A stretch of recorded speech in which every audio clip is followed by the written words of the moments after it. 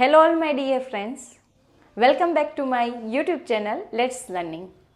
આજના સેશનમાં આપણે ધોરણ 12ના વિદ્યાર્થી મિત્ર માટે વાત કરવાની છે, જેમાં નામાના મૂળ તત્વ ભાગ પહેલો ચેપ્ટર નંબર 4 ભાગીદારીનું પુનર્ગઠન. આજે આપણે દાખલા નંબર 6 ગણવાનો છે, જેમાં ત્યાગનું પ્રમાણ શોધવાનું છે. ગયા વિડીયોમાં આપણે સમજી ગયા છીએ કે ત્યાગ કોને કહેવાય અને લાભ કોને કહેવાય. ભાગીદારને જે પહેલા ભાગ મળતો હતો એના કરતાં ઓછો ભાગ મળે, એટલે કે કોઈને જતું કરી દે, તો એને શું કહેવામાં આવશે? તો કે ત્યાગ. લાભ કોને કહેવાય? કંઈક મળશે એને લાભ કહેવાય, બરાબર. તો લાભનું પ્રમાણ એટલે શું? તો કે પહેલા જે ભાગ મળતો હતો એના કરતાં ત્યારે વધારે ભાગ મળે એને લાભનું પ્રમાણ કહેવાય. એટલે લાભ અને ત્યાગની આમાં બે રીત આવે છે, જેનો અભ્યાસ આપણે લાસ્ટ સેશનમાં કરી લીધો છે. જો વિદ્યાર્થી મિત્રો તમે અમારી યુટ્યુબ ચેનલ પર નવા હોય તો તમે સબસ્ક્રાઈબ કરો, શેર કરો, બીજા વિદ્યાર્થીને પણ જણાવો. અને જો તમને આગલા વિડીયો જોઈ શકો, જેથી કરીને તમને લાભના પ્રમાણ અને ત્યાગના પ્રમાણની ગણતરી પણ ખબર પડી જશે. ચાલો તો સાથે મળીને આપણે જોઈએ કે કઈ રીતે દાખલો ગણશું.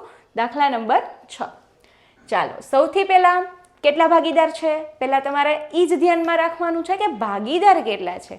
ભાગીદાર હંમેશા 3 હશે, કારણ કે એક્ઝામમાં 3 માર્ક્સ માટેનો દાખલો પૂછાય એટલે 3 પાર્ટનર હશે, રાઈટ. તો પહેલું કોણ છે? તો કે સચિન, રાહુલ અને રોહિત. હવે એનો બાજુમાં તમારે કુલ કરવાનો એટલે કે સરવાળો કરવાનો થશે. તો કે સરવાળો 1 + 2 + 2 એટલે સરવાળો થશે 5. હવે તમારે એની નીચે જૂનો ભાગ લખવાનો છે. તો જૂનો ભાગ એકદમ સહેલો છે કે જે પહેલા ઉપર આપ્યું છે એ લખી નાખો ને એના છેદમાં એનો સરવાળો લખી નાખો, એટલે કે 1/5. એ જ વસ્તુ તમારે રાહુલમાં કરવાની છે, તો અંશમાં લખવાનું છે 2 અને 2/5. એ જ રીતે રોહિતમાં પણ 2/5. એકદમ સહેલું. આ અને એની નીચે એનો સરવાળો. સરવાળો કોનો? તો કે ત્રણેય ભાગીદારનો જે થાય છે એ ટોટલ કરી નાખવાનો. એ જ રીતે હવે નવું પ્રમાણ એની નીચે આપણે લખવાનો નવો ભાગ. હવે નવા પ્રમાણનો સરવાળો કરો. તો કે નવા પ્રમાણનો સરવાળો કરશો એટલે 3/2/1 આવશે. તો 3 ને 2 5 ને 1 કેટલા થશે? તો કે 6. હવે આપણે શું કરવાનું? નવો ભાગ. સિમ્પલ, ઉપર કર્યું એ જ રીતે પહેલા 3 લખી નાખો, એના છેદમાં કેટલા લખવાના? તો કે 6. એ જ વસ્તુ અહીંયા 2/6 અને 1/6. છેલ્લે એકદમ સહેલું છે કે સરવાળો આવે એ નીચે લખી નાખવાનો, એટલે એનો ભાગ બની જશે. અને જેમ આપ્યું હશે એને શું કહેવામાં આવશે? તો કે પ્રમાણ કહેવામાં આવશે, રાઈટ. હવે સૂત્ર લખો. ત્યાગનું સૂત્ર મેં તમને આગળ સમજાવેલું હતું કે ત્યાગમાં એમ યાદ રાખવાનું, જૂનો એટલે કે જૂનો ભાગ માઇનસ નવો ભાગ, અને લાભમાં ઊંધું, બરાબર. નવો ભાગ માઇનસ જૂનો ભાગ, બરાબર. તો ત્યાગનું પ્રમાણ બરાબર જૂનો ભાગ માઇનસ નવો ભાગ. હવે જૂનો ભાગ જે આપ્યો એ પ્રમાણ નહીં લખવાનું, પણ તમારે શું લખવાનું છે? જૂનો ભાગ, રાઈટ. એટલે પહેલાં કોનું નામ આવશે? તો કે સચિનનું આવશે. તો સચિનનો જૂનો ભાગ કેટલો છે? તો કે 1/5.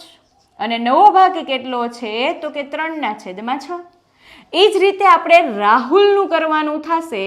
તો કે રાહુલનો ભાગ કેટલો છે? તો કે 2/5. અને નવું પ્રમાણ કેટલો આપ્યો છે? નવો ભાગ છે 2/6. અને લાસ્ટમાં નામ આવશે રોહિત. તો રોહિતમાં પણ શું આપેલું છે?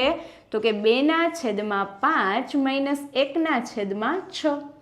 ફર્સ્ટ તમારે બધાયના નામ લખી જૂનો ભાગ અને નવો ભાગ લખી નાખવાનો રહેશે. અને જો તમારે છેદ અલગ અલગ હોય તો ચોકડી ગુણાકાર કરવાનો.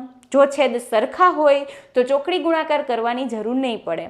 ચોકડી ગુણાકાર મેં તમને આગલા સેશનમાં પણ સમજાવેલું છે. એ જ પ્રમાણે ફર્સ્ટ સ્ટેપ અહીંથી સ્ટાર્ટ કરો, આ ગુણાકાર કરો એ ફર્સ્ટ સ્ટેપ, આ જે ગુણાકાર કરશો એ સેકન્ડ સ્ટેપ, અને જ્યારે સીધો ગુણાકાર કરશો એ તમારું થશે થર્ડ સ્ટેપ, રાઈટ.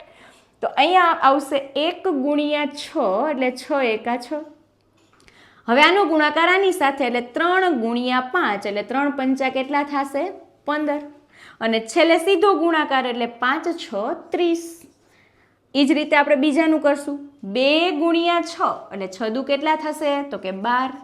પછી 2 × 5 તો કેટલા થશે? 2 × 5 = 10. છેદમાં કેટલા લખી નાખવાના? તો કે 30. એ જ રીતે અહીંયા 2 × 6 એટલે 6 દુ 12. માઇનસ 5 એકા 5, તો 12માંથી 5 માઇનસ થશે અને છેલ્લે 6 પંચા 30. હવે બાદબાકી કરો ત્યારે બને ત્યારે છેદ સરખા જ રહે એ ધ્યાન રાખવાનું, એટલે બધાના છેદમાં તમારે 30 જ રાખવાના થશે. હવે 6માંથી 15 જાય તો જવાબ માઇનસમાં આવશે, કારણ કે મોટી સંખ્યા છે એ માઇનસમાં છે. અને હંમેશા યાદ જ રાખવાનું કે હંમેશા મોટા પદની નિશાની આવે, બરાબર. એટલે 6માંથી 15 જાય તો વધે -9.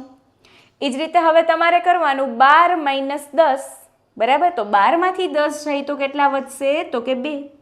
હવે 12 - 5, તો 12માંથી 5 જાય તો કેટલા વધે? તો કે 7. એટલે એકદમ સિમ્પલ છે. લાસ્ટ મેં સમજાવ્યું એ પ્રમાણે કે જો ત્યાગના સૂત્રમાં માઇનસ આવે તો એ શું કરતો હશે? તો કે લાભ કરતો હશે, રાઈટ. તો અહીંયા સચિનના બાજુમાં શું લખી નાખવાનું? લાભ. પછી બેમાં શું લખી નાખવાનું? કે ત્યાગ અને ત્યાગ. વિરુદ્ધ યાદ રાખવાનું કે દાખલામાં ત્યાગનું સૂત્ર હોય અને માઇનસમાં જવાબ આવે તો એ લાભ કરશે, અને લાભનું સૂત્ર હોય અને માઇનસમાં જવાબ આવે તો એ ત્યાગ કરશે, રાઈટ. અને હવે અહીંયા છેદ ઉડે છે, તમે જોઈ શકો છો કે 2/30, બરાબર છે. પણ અહીંયા જે છે 7/30, 7 એ અવિભાજ્ય સંખ્યા છે કે જેનો ભાગ નહીં ઉડે, તો તમારે છે ને છેદ સરખા જ રાખવાના છે, તો એક પણનો ભાગ ઉડાડવાનો થશે નહીં, બરાબર. અને હવે ખાસ ધ્યાન એ રાખવાનું છે કે આ જે વ્યક્તિ છે એ 9નો લાભ લે છે, તો આ બે થઈને 7 અને 2 એટલે 9નો શું કરતા હશે? ત્યાગ.